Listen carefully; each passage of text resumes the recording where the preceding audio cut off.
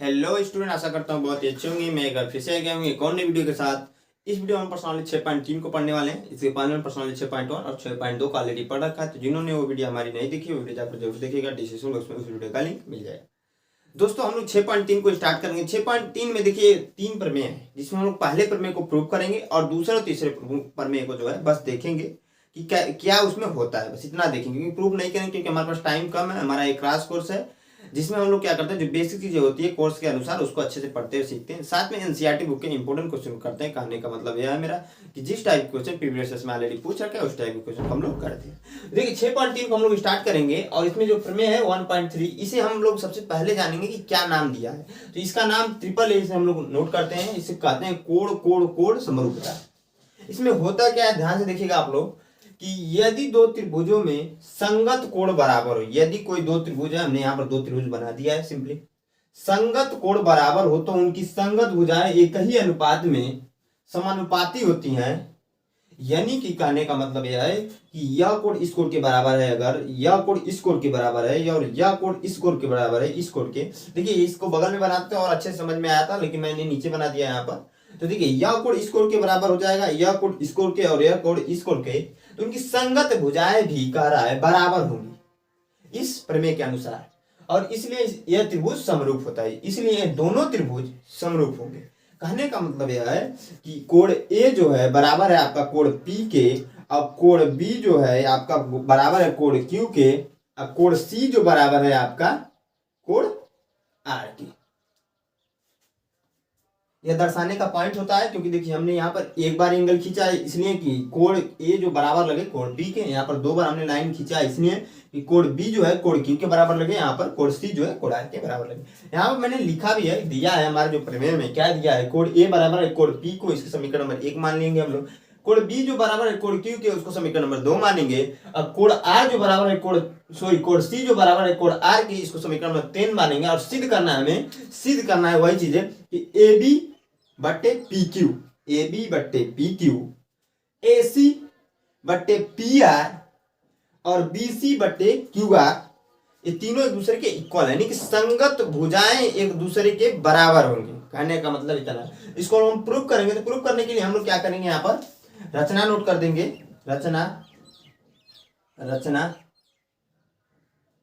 क्योंकि देखिए ऐसे हम लोग लिखते हैं, उपपत्ति लिखते हैं फिर रचना लिखेंगे। मैंने उपपत्ति यहाँ पर नोट नहीं किया है, आप लोग नोट कर लीजिए। रचना में क्या हो जाएगा कि देखिए इस बड़े वाले त्रिभुज को देखिएगा, हम लोग एक यहाँ पर ऐसी रेखा लेंगे, यहाँ पर एक ऐसी रेखा लेंगे बिंदु पी क्यू और पी आर पर डी एफ की, जो क्या होगा ए बी के समांतर होगा, यानी कि ए बी के बराबर होगा। बराबर होगा ए बी के, मेरे कहने का मतलब बराबर होगा, और ए सी के पी बराबर होगा। हम लोग यहाँ पर नोट करेंगे कि बिंदु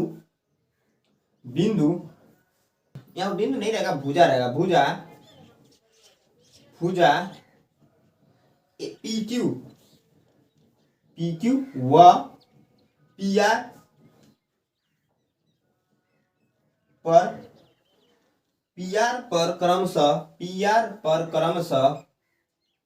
क्रमशः बिंदु डी लिया जो भैया क्या हुआ रहा है कि पीडी जो हो रहा है बराबर हो जा रहा है ए बी के, और पीई जो हो रहा है क्या हो जा रहा है, ए सी के बराबर हो जा रहा है। हमने यह मान लिया। समीकरण नंबर इसको मानेंगे, यहाँ पर 3 हो गया, यहाँ पर 4, इसको 5। आयु को हम लोग को यहाँ तक चीजें समझ में आ रही होंगी। अब देखिए ध्यान से, यह भुजा इस भुजा के बराबर है, यह भुजा इस भुजा के बराबर है, और यह एंगल जो है इस एंगल के बराबर है कि नहीं, है कि नहीं भैया, आप खुद बताइए। यह कोण तो यह कोण के बराबर होगा। आप सिंपली देखिएगा पी डी ई एक त्रिभुज बन रहा है, यहाँ पर पी डी ई एक त्रिभुज बन रहा है, और यहाँ पर ए बी सी है। यह कोण यह भुजा इस भुजा के, सॉरी यह भुजा इस भुजा के बराबर, यह भुजा इस भुजा के बराबर है, तो यह कोण और यह कोण भी बराबर है। हम कह सकते हैं, यहाँ से ध्यान से देखिएगा कि हम कह सकते हैं ध्यान से देखिएगा आप लोग कि समीकरण 1 व समीकरण 1, 4 व 5 से 5 से हम कह सकते हैं क्या, समीकरण 1, 4 व 5 से हम कह सकते हैं कि त्रिभुज ए बी सी सर्वांगसम है, आपका सर्वांगसम है पी डी ई के, त्रिभुज पी डी ई के, यह सर्वांगसम हो जाएगा आपका। यहाँ पर देखिए यह बी जो है आपका बीच में रहेगा, ये जो है बी ए सी रहेगा यहाँ पर, और यहाँ पर जो रहेगा पी वाला भी बीच में रहेगा, यानी कि डी ई पी आपका सर्वांगसम हो जाएगा। तो आइए वो लोग को यहाँ तक चीजें समझ में आ रही होंगी। अब देखिए ध्यान से आप लोग, हमने कहा दिया कि यह त्रिभुज और यह त्रिभुज ऊपर वाला है सर्वांगसम एक दूसरे के बराबर है। तो हम आगे आप लोग को देखेंगे, ध्यान से देखिएगा आप लोग, जब यह त्रिभुज इस त्रिभुज के बराबर है तो यह कोण इस कोण के बराबर होगा, यह कोण इस कोण के बराबर होगा कि नहीं भैया? होगा, आराम से होगा, क्योंकि यह कोण तब इस कोण के बराबर होगा, यह कोण इस कोण के बराबर होगा। तो हम कह सकते हैं, यहां से ध्यान से देखिए आप लोग कि कोण बी बराबर हो जाएगा, कोण बी बराबर हो जाएगा कोण डी के, और कोण सी बराबर हो जाएगा कोण आर के, सॉरी कोण आर नहीं, कोण ई के, इसे समीकरण नंबर 5 माना। समीकरण नंबर 6 हो जाएगा ये समीकरण नंबर 7। कोण बी जो है बराबर है कोण डी का, यहाँ पर कोण बी बराबर है कोण क्यू के। हम कह सकते हैं समीकरण 6 का मान समीकरण 2 में रखने, जब समीकरण 2 में रखेंगे देखिए क्या हो जाएगा। यहाँ पर कोण बी बराबर है कोण क्यू के, यहाँ पर कोण बी बराबर है कोण डी के, तो हम कह सकते हैं कोण डी बराबर हो जाएगा कोण क्यू के। यह समीकरण नंबर आपका 8 हो जाएगा। फिर पुनः हम क्या करेंगे, समीकरण 7 का मान समीकरण किसमें रखेंगे भैया? 2 समीकरण 6 का मान समीकरण नंबर हमने किसमें रखा? 2 में रखा। समीकरण 7 का मान समीकरण नंबर 3 में रखेंगे, समीकरण नंबर 3 में रखने पर जो समीकरण 3 में रखेंगे देखिए कोण सी जो बराबर है यहाँ पर कोण आर के, यहाँ पर कोण सी जो बराबर है कोण ई के, तो कोण आर बराबर हो जाएगा आपका कोण ई। तो आगे वो लोग यहाँ तक चीज समझ में आ रही होंगी, या फिर इसको ऐसे लिख लीजिएगा कोण ई बराबर हो जाएगा कोण आर के, समीकरण नंबर 9। अब देखिए कोण डी यहाँ पर बराबर हो जा रहा है कोण क्यू के, यह कोण इस कोण के बराबर हो गया और यह कोण इस कोण के बराबर हो गया। समीकरण 8 व 9 से हम यह कह सकते हैं कि डीई समांतर है क्यू आर के, डीई समांतर है क्यू आर के। हम यह कह सकते हैं कि डीई समांतर है क्यू आर के, डीई समांतर है क्यू आर के, हमें यह कह सकते हैं समीकरण 8 और 9 से। जब यह भुजा इस भुजा के समांतर है, अब कैसे समांतर हो जा रही है आपके मन में यह डाउट हो, जब यह कोण इस कोण के बराबर है, यह कोण इस कोण के बराबर है, तो आपने संगत कोण एक पढ़ा होगा, कुछ ऐसे 9 में पढ़ा होगा संगत कोण के बारे में। 2 रेखाएं हैं, यह कोण इस कोण के बराबर है और यह कोण इस कोण के जब बराबर है तो यह भुजा इस भुजा के बराबर होती है। इधर से अगर त्रिभुज है, यह कोण इस कोण के फिर बराबर हो जा रहा है, अगर यहाँ पर यह कोण इस कोण के बराबर, यह कोण इस कोण के बराबर, तो यह दोनों भुजाएं जो होंगी समांतर होंगी। यह आपने ऑलरेडी क्लास 9 में पढ़ चुके हैं आप लोग। तो देखिए डीई समांतर हो जाएगा क्यू आर के, जब डीई समांतर हो जाएगा क्यू आर के, तो हम थेल्स प्रमेय से कह सकते हैं कि जब यह भुजा इस भुजा के समांतर है, इस भुजा का अनुपात इस भुजा के अनुपात के बराबर होगा। तो थेल्स प्रमेय से जब थेल्स प्रमेय को हम लोग लगाएंगे, यहाँ पर क्या हो जाएगा, पीडी, देखिए पीडी हो जाएगा बटे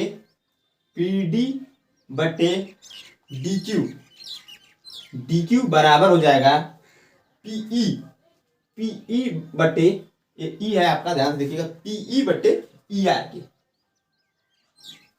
थेल्स प्रमेय में हमने क्या किया, पीडी बटे डीक्यू बराबर है पीई बटे ई आर के। जब यहाँ तक चीजें आपको सब बराबर है, देखिए हम लोग क्या करेंगे, यहाँ पर इसका व्युत्क्रम कर देंगे। जब व्युत्क्रम करेंगे, मैं इधर नोट करता हूँ क्योंकि नीचे शायद आप लोग को नहीं दिखेगा, तो मैं इधर नोट कर लेता हूं। जब इसका व्युत्क्रम करेंगे तो व्युत्क्रम करने पर व्युत्क्रम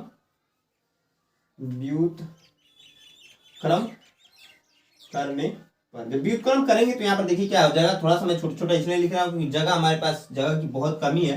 तो व्युत्क्रम जब करेंगे तो देखिए यहाँ पर व्युत्क्रम क्या हो जाएगा, यह ऊपर हो जाएगा या नीचे हो जाएगा, यानी कि डी क्यू बटे पी डी बराबर हो जा रहा है ई आर बटे पीई के। अब हम लोग इसमें क्या करने वाले हैं, एक जोड़ देंगे सिंपली। इसके पहले वाले जब हम थ्योरम प्रूव कर रहे थे वहां पर भी हमने एक जोड़ा था, थ्योरम में नहीं शायद क्वेश्चन में जोड़ा था, पर्सनली 6.2 कोई क्वेश्चन हम लोग कर रहे थे, वहां पर भी आवश्यकता अनुसार हम लोग जोड़ते भी है और घटाते भी है। तो दोनों तरफ एक जोड़ देंगे। तो इस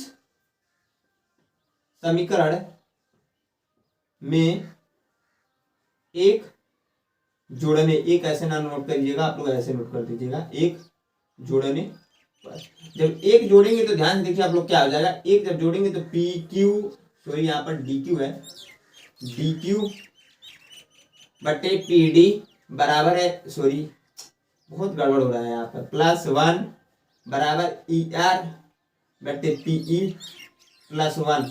इसको जोड़ देंगे सिंपली, पी डी यहाँ पर एलसीएम हो जाएगा तो D Q plus P D आ जाएगा बराबर, यहाँ पर पीई एलसीएम हो जाएगा तो ई आर प्लस पीई आ जाएगा। कहाँ से आ रहा है, ये को समझ में आ रहा होगा, देखिए बट्टे 1 करके यहाँ पर जब जोड़ेंगे तो 1 से जब इसमें भाग देंगे तो यही आ जाएगा, इसका एक में गुणा हो तो यह आ जाएगा। फिर यहाँ पर सेम वही काम हमने करेंगे। अब D Q plus P D, यहाँ पर ध्यान से देखिएगा, D Q plus P D है, P D plus D Q है, यानी कि यहाँ पर P D plus D Q, तो हम लोग इसके स्थान में क्या रख सकते हैं, पी क्यू को, पूरी भुजा को रख सकते हैं इसके पूरे के स्थान में, तो पी क्यू रख देंगे, यानी पी क्यू यहाँ पर हो जाएगा, पी क्यू हो जाएगा बटे पीडी आपका है तो पीडी रहने देंगे इसे बराबर। अब देखिए दूसरा देखिएगा, इसमें ई आर प्लस पीई है, ई आर ये आपका है और पीई है, पीई प्लस ई आर, पूरे के स्थान पर हम रख सकते हैं पी आर बट्टे पीई। अब देखिए यहाँ पर पी क्यू बट्टे पी डी बराबर पी आर बट्टे पीई आ गया।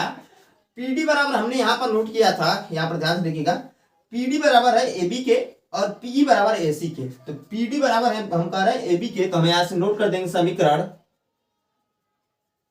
कौन सा है, 4 और 5 से नोट करते जाएंगे, 4 और 5 से। जब 4 और 5 से देखेंगे तो पी क्यू जो है बराबर हो जाएगा पी डी के बराबर क्या है, ए बी। ए बी को नोट कर देंगे, क्योंकि देखिए यहाँ पर हम लोग ए बी क्यों ला रहे हैं, यहाँ पर ए बी दिया है, ऊपर में दिया है, लेकिन हम लोग नीचे में जो चीजें पॉसिबल है उसी को तो कर सकते हैं। तो यहाँ पर ए बी हम लोग लाएंगे, यहाँ पर पीई पी हम लोग लाए हैं, लेकिन यहाँ पर एसी दिया है, लेकिन पी बराबर हमें पता है कि एसी हमने माना है, तो एसी यहाँ पर रख देंगे, तो पी आर बटे एसी के। अब देखिए इसका हम लोग सिर्फ एक ही काम करना है, व्युत्क्रम कर देना है।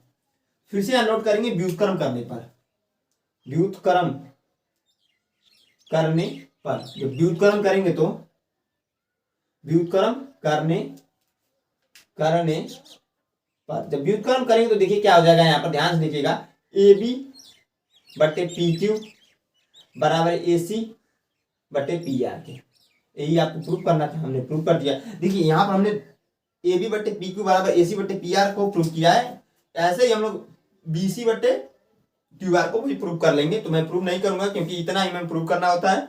आई होप आप लोग को ये थ्योरम समझ में आया होगा। कहीं पर डाउट है तो मैं हमेशा कहता हूँ कमेंट बॉक्स में कमेंट करके जरूर बताइए, या फिर आपको प्रॉब्लम है एग्जाम रिलेटेड तो डिस्क्रिप्शन बॉक्स में मेरे इंस्टाग्राम हैंडल का लिंक मिल जाएगा, वहां से जाकर आप मैसेज कर सकते हैं, मैं वहां पर अच्छे से आपको रिप्लाई जरूर दूंगा। तो देखिए यहाँ व्युत्क्रम करने पर ए बी बटे पी क्यू बराबर ए सी बटे पी आर आपका आ गया। तो इस तरीके से हम बी सी बटे पी क्यू को क्यू आर को भी हम लोग प्रूव कर लेंगे। तो आप इसको नोट करना चाहते हैं तो नोट कर लीजिए, स्क्रीनशॉट लेना चाहते हैं तो स्क्रीनशॉट ले लीजिए। ये प्रमेय 1.3 था, इसमें प्रमेय 1.4 और 1.5 भी है प्रश्नावली 6.3 में, तो हम उसको प्रूव नहीं करेंगे, बस उनको समझेंगे इसमें होता क्या है। तो मैं इसको मिटाता हूं, उनको करने की कोशिश करता हूं। हाँ तो जो हमारा अगला प्रमेय 6.4 और 6.5, इसके पहले जो हमने बताया 6.3 था, वहां पर हमने गलती से 1.3 लिख दिया था, तो आप लोग ध्यान रखिएगा वो 6.3 है। यहाँ पर देखिए 6.4 है, यदि किसी त्रिभुजों में एक त्रिभुज की भुजाएं दूसरे त्रिभुज की भुजाओं के समानुपाती हो तो इनके संगत कोण बराबर होते हैं और इसलिए दोनों त्रिभुज समरूप होते हैं। कहने का मतलब यह है हमारा कि ए बी, जैसे यहाँ पर है ए बी बटे डी, यानी कि इस भुजा का अनुपात बटे इस भुजा का अनुपात, इस भुजा का अनुपात बटे इस भुजा का अनुपात और इस भुजा का अनुपात बटे इस भुजा का अनुपात बराबर है। इनके संगत कोण बराबर होने की यह कोण इस कोण के बराबर होगा, यह कोण इस कोण के बराबर होगा, यह कोण इस कोण के बराबर। इसके पहले वाले प्रमेय में हमने पढ़ा था कि यह संगत कोण अगर बराबर है तो इनकी संगत भुजाएं बराबर होगी। ठीक उसके विपरीत यहाँ पर हो रहा है कि अगर संगत भुजाएं बराबर है तो उनकी संगत कोण बराबर, बस इतना ध्यान रखिए। इसे हम भुजा भुजा भुजा समरूपता के नाम से भी जानते हैं, या मेनली हम लोग तो भुजा भुजा भुजा यानी कि ट्रिपल एस के ही नाम से कहीं भी इस थ्योरम का, इस प्रमेय का उपयोग करेंगे तो हम लोग यही लिखने वाले, इतना ध्यान रखिएगा आपके। और दूसरा प्रमेय है 6.5 में हम कह रहे हैं यदि एक त्रिभुज का एक कोण दूसरे त्रिभुज के एक कोण के बराबर है, यहाँ पर देखिए एक कोण इस कोण के बराबर है, तथा इन कोणों के अंतर्गत करने आने वाली, यहाँ पर होना चाहिए आने वाली भुजाएं, यहाँ पर आने रहेगा, आने वाली भुजाएं समानुपाती, यानी कि इन कोणों के अंतर्गत आने वाली भुजाएं समानुपाती, यानी कि यह भुजा इस भुजा के और यह भुजा इस भुजा के समानुपाती, तो दोनों त्रिभुज समरूप होंगे, यानी कि कोण ए बराबर है कोण डी के, यह कोण इस कोण के बराबर है, और यह भुजा इस भुजा के और यह भुजा इस भुजा के, यहाँ पर ए बी डी, यह इसका वैल्यू नहीं है, यहाँ पर देखिए यह पूरी भुजा इस भुजा के और यह पूरी भुजा इस भुजा के अगर क्या है बराबर है तो यह दोनों त्रिभुज समरूप होंगे, यानी त्रिभुज ए बी सी समरूप हो जाए त्रिभुज डी ई एफ के। तो ये हमारा 6.5 प्रमेय था। देखिए हमने प्रूफ इसलिए नहीं करा क्योंकि हमारा क्लास का टाइम भी कम है और इस टाइप हम लोग क्वेश्चन कर लेंगे, तो मैं इसको मिटाता हूँ, अपना पहला क्वेश्चन करता हूँ। 6.3 का ये उदाहरण है, बहुत ही अच्छा उदाहरण है, तो मैं उसको जरूर करूंगा। तो आप लोग इसको नोट करना चाहते हैं तो नोट कर लीजिए, स्क्रीनशॉट लेना चाहते हैं तो स्क्रीनशॉट ले लीजिए, मैं हट जाता हूँ। हाँ तो स्टूडेंट हमने यहाँ पर एक क्वेश्चन नोट कर दिया जो 6.3 का उदाहरण था। बहुत ही अच्छा उदाहरण है, बहुत ही अच्छा क्वेश्चन है, उदाहरण है, लेकिन फिर भी हम लोग इसलिए कर रहे हैं, बहुत ही अच्छा क्वेश्चन। क्वेश्चन क्या है कि 90 सेंटीमीटर लंबाई की वाली एक लड़की, 90 सेंटीमीटर की कोई लंबाई की लड़की है, सिंपली समझिएगा एक लड़की है, 90 सेंटीमीटर लंबी है, यानी कि 4.5 फीट का ऑलमोस्ट होगी। एक खंबे के आधार से परे, एक कोई खंबा उसके आधार से परे 1.2 मीटर की चाल से चल रही है। यदि बल्ब भूमि से, और यहाँ पर लड़की है, बल्ब लगे एक खंबे के आधार से परे 1.2 मीटर की चाल से चल रही है। यदि बल्ब भूमि से 3.6 मीटर की ऊंचाई पर है तो 4 सेकंड बाद उस लड़की की छाया की लंबाई ज्ञात करनी है हमें। देखिए यहाँ पर क्वेश्चन में ही आपको अच्छे से समझना होता है। क्वेश्चन अगर आप समझ गए, इस टाइप के जितने भी क्वेश्चन होते हैं उसमें अगर आप क्वेश्चन को समझ गए आंसर आप आसानी से निकाल दोगे। कारण 90 सेंटीमीटर लंबाई की एक लड़की है, और दूसरा इसमें जो चीज दे रखा है, एक बल्ब भूमि से जो है 3.6 मीटर है। 3.6 मीटर लंबा एक खंबा बनाएंगे हम लोग, सपोज करेंगे, मान लीजिए कुछ इतना सीधा नहीं बन रहा है भाई, सीधा बनाते हैं।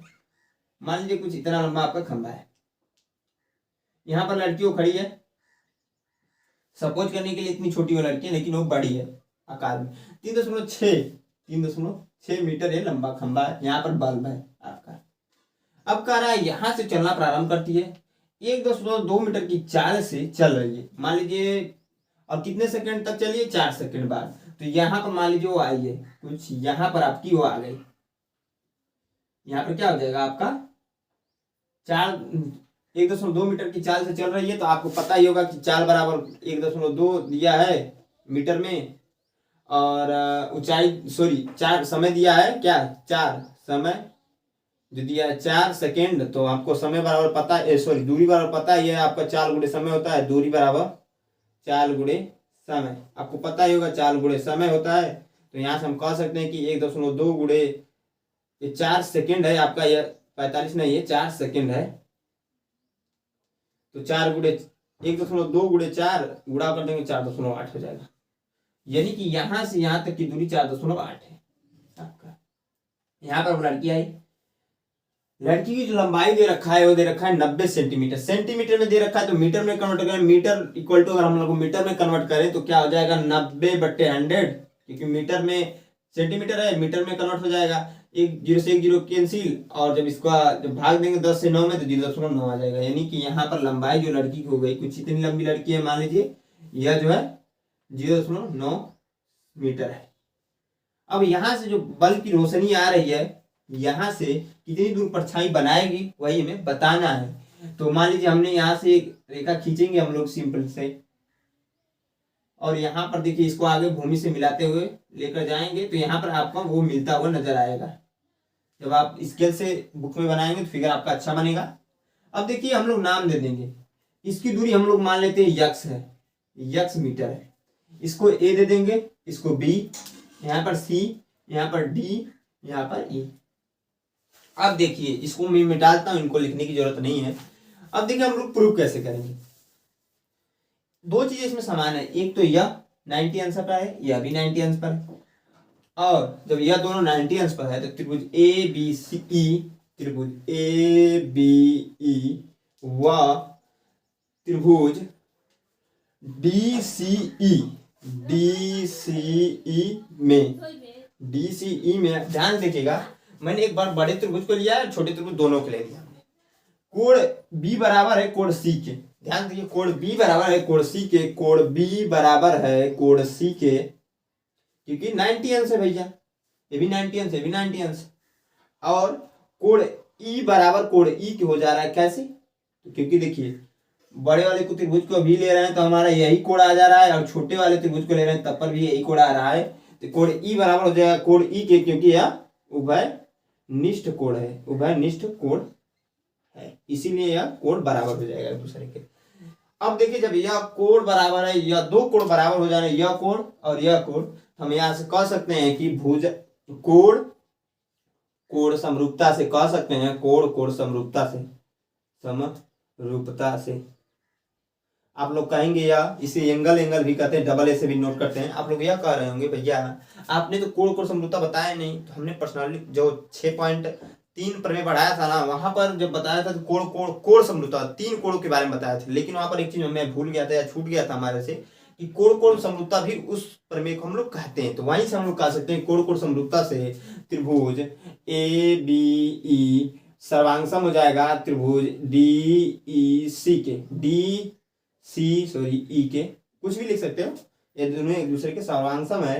जब ये दोनों एक दूसरे के सर्वांगसम यानी कि बराबर हैं, तो हम कह सकते हैं कि ए बी बटे डी सी बराबर हो जा रहा है बी सी बटे सीई के, सीई के। तो मैं आगे ऊपर से नोट कर दे रहा हूं, इसको फिर से यहाँ पर नोट कर ले रहा हूं, ए बी बटे क्या है डी सी है, इधर बराबर की बात क्या है आप लोग खुद बताइए, बी सी बटे सीई के। अब जिसकी जिसकी वैल्यू दे रखी है उसकी वैल्यू रखेंगे, सोल्व करेंगे, आंसर आ जाएगा। देखिए ए बी की वैल्यू दे रखी है 4.8, डीसी की वैल्यू दे रखी है डीसी बराबर दिया 0.9 गुड़े बराबर बीसी बराबर दिया बीसी बराबर दिया 4.8 और 8 नहीं, हाँ 4.8 है, ये भी बराबर 3.6 सॉरी 3.6 और सीई बराबर है एक्स। तो आप इसको सोल्व करेंगे, इसका इसमें गुणा हो जाएगा, इसका इसमें गुणा हो जाएगा, 3.6 गुणे एक्स बराबर 4.8 गुणे 0.9, तो एक्स बराबर हो जाएगा 4.8 गुणे 0.9 बटे 3.6।